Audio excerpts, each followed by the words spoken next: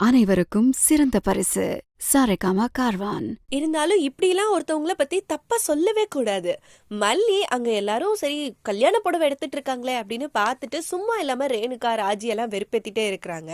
பத்தாததுக்கு இந்த ரேணுகா வேற கையில புடவை எல்லாம் எடுத்துட்டு வந்து உனக்காக எடுத்த புடவை நீ பாக்கலையா மல்லி அப்படின்னு கேக்குறாங்க.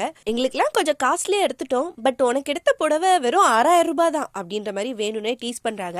பட் மல்லி என்ன சொல்றாங்கன்னா, அதிகமான காசு கொடுத்து போட்டு அந்த புடவை தான் கட்டணும் அப்படின்றது அவசியமே இல்ல.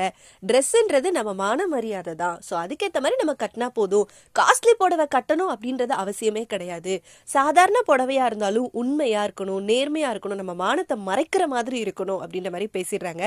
இதை கேட்டுட்டு ராஜிக்கு செம்ம கோவம். ரேணுகா வேற போய் ராஜி கிட்ட சொல்லிட்டாங்களா, அதனாலதான் இவெல்லாம் மானத்தை பத்தி பேசுறாளா, இவெல்லாம் இதை பத்தி பேசுறாளா, ஒண்ணுமே இல்லாம பிச்சைக்காரி மாதிரி இந்த வீட்டுக்கு வந்தால அவளை நான் சும்மா விட மாட்டேன், இந்த தடவை அவளை என்ன பண்றேன் பாரு அப்படின்ற மாதிரி பயங்கர கோவமா பேசுறாங்க. இது எல்லாத்தையும் கேட்டுட்டு ரேணுகா, சரி அப்படி என்னதான் அவளை பண்ண போறீங்க, சும்மா விட மாட்டீங்கன்னா அப்படி என்ன நீங்க செஞ்சிருவீங்க, இவ்வளவு நாள் என்னென்னமோ பண்ணீங்க அதெல்லாம் நடந்துதா என்ன அப்படின்ற மாதிரி கேக்குறாங்க.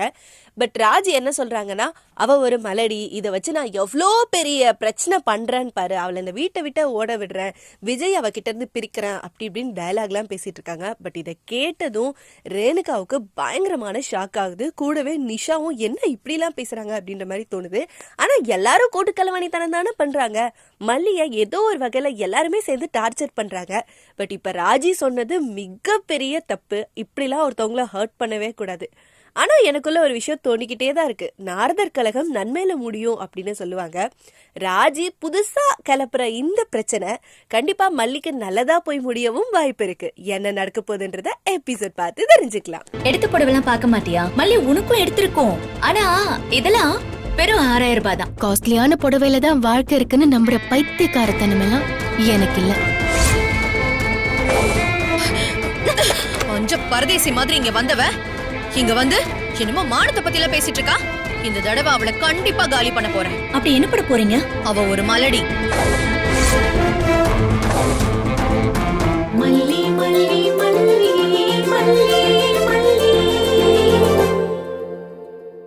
பண்ணுங்க, காமெண்ட் பண்ணுங்க. Saregama TV shows Tamil subscribe பண்ணுங்க.